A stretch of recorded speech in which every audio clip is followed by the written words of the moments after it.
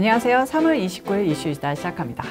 바이든 가족에게 100만 달러를 지불한 사냥꾼의 사업 파트너 정체가 드디어 파악됐습니다.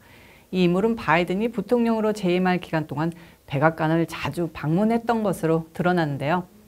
그 이름은 존 로빈스, 롭 워커입니다. 이 워커라는 인물은 전 클린턴 행정부 관리이자 당시 부통령 부인, 세컨드 레이디라고 불렸던 질 바이든의 최고 보좌관이었던 베시 매시 워커의 남편입니다. 팍스뉴스에 따르면 이 사람은 당시 백악관을 최소 16차례 방문했던 것으로 나타났는데요. 2009년에 2번, 2011년에 5번, 2012년에 4번, 2013년에 2번, 2014, 15 및 2016년에 1번 백악관을 방문한 것으로 기록되어 있습니다. 워커의 이름이 어떻게 수면 위로 떠올랐냐면요. 지난 3월 초 연방하원 감독위원회 공화당 의원들이 바이든 가족 구성원이 2017년 워커 및 중국 사업 벤처와 관련된 계좌에서 100만 달러 이상을 수뢰했다는 기록을 입수했다고 말하면서입니다. 연방하원 감독위원회 위원장 제임스 코모 의원은 뱅크 오브 아메리카 은행으로부터 입수한 기록을 통해 최소 3명의 바이든 가족 구성원들이 이 사람 롭 워커로부터 돈을 받았습니다. 롭 워커는 헌터 바이든, 바이든 대통령의 동생 진 바이든, 그들의 사업 파트너인 제임스 길리어, 토니 보블 링 씨와 함께 지금은 망해버린 벤처 회사 사이노호코 홀딩스를 세웠는데요. 이 회사는 역시 파산해 사라진 중국 공산당 연계 에너지 회사 CEFC와 파트너십 체결이 목적이었습니다. 왜 돈 많은 중국 공산당이 이 회사를 파산시켰을까요? 당연히 바이든과의 연계됐다는 증거를 사라지게 만들 목적이 아니었을까요? 아무튼 위원회 메모에 따르면 바이든 가족과 그 회사들은 워커로부터 약 3개월 동안 지불금을 받았으며 그 액수는 지속적으로 커졌다고 합니다. 제임스 코모 의원은 지금 이 조사를 리드하고 있는데요. 팍스뉴스와의 인터뷰에서 처음부터 백악관은 바이든 대통령의 가족이 어떤 방식이나 형태로든 중국 공산당과 연루되었다는 사실에 대해 전혀 알지 못한다고 부인해왔다. 그러나 이제 우리는 그렇지 않다는 것을 보여주는 은행 기록을 가지고 있다고 자신 있게 말했습니다. 또한 그는 우리는 바이든 부부가 이 돈에 대한 대가로 무엇을 했는지는 모른다. 변호사는 그것이 사업을 위한 시드머니라고 했는데 위원회는 변호사가 거론한 사업의 실체를 찾을 수 없었다. 우리는 바이든 가족이 그 돈을 그냥 주머니에 챙겨놓은 것으로 보고 있다고 설명했습니다. 한편 이 워커라는 인물은 2011년 5월 13일 워커는 당시 오바마 대통령의 보좌관이자 수석 보좌관인 데이빗 레인을 만나기 위해 백악관을 방문한 것으로 기록되어 있습니다.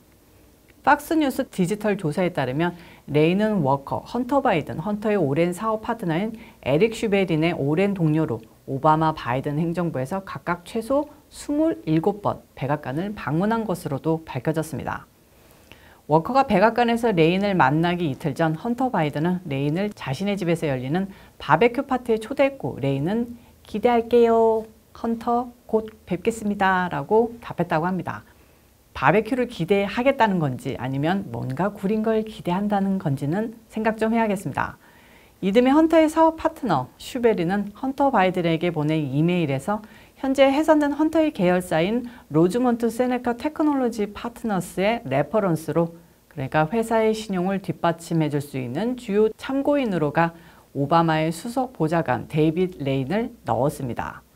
2012년 7월 RSTP 파트너 중 한 명인 존 드루슈가 워커, 슈베린, 헌터에게 보낸 이메일에서 그는 이 목록에서 우리가 더 강점을 가질 수 있는 한 가지는 전직 또는 현직 선출직 공무원의 추천을 통해 워싱턴과의 깊은 관계를 보여줄 수 있다는 점이다. 예를 들어 존 케리 같은 이름이 이 목록에 있는 것은 환상적일 것이다.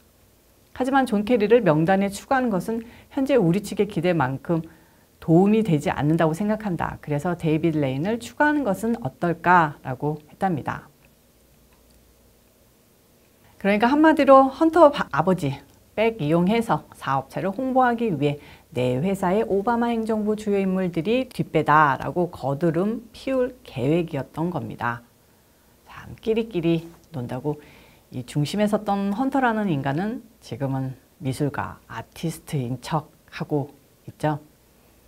이 같은 팍스뉴스의 보도는 하원 감독위원회 공화당 의원들이 뱅크 오브 아메리카의 소환장을 발부해 입수한 기록을 통해서 이뤄졌습니다. 워커와 그의 회사 로빈슨 워커, LLC 소유의 은행 계좌에 중국 공산당 에너지 회사 CEFC와 제휴한 스테이트 에너지 HK 리미티드로부터 300만 달러를 받았다는 기록이 남아있고 의원들은 이 워커라는 인물을 집중적으로 파헤치기 시작했습니다.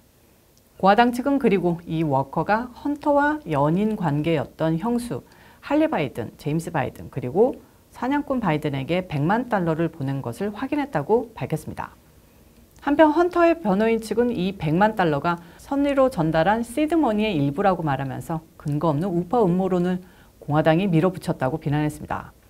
헌터 바이든의 법무팀 대변인은 코모 의원이 오래된 것을 거칠고 근거 없는 우파적 음모론으로 포장해 새로운 것을 만들려고 시도하고 있다고 밝혔습니다. 또한 자신의 사업 활동을 추구할 권리를 가진 미국 시민으로서 헌터 바이든님은 여러 명의 비즈니스 파트너와 함께 중국 내 개인 소유의 합법적인 에너지 회사와의 합작 투자를 모색했을 뿐이라고 했고요. 그 합작 투자의 일환으로 헌터는 선의의 시드머니를 받았고 당시 함께 참여했던 삼촌 제임스 바이든 및 할리 바이든과 함께 비용을 분담했다고 했습니다. 이게 변명거리가 되는지 아주 형편없는데요. 헌터가 그냥 일반 미국 시민입니까? 미국 넘버 2 부통령의 아들이었고요.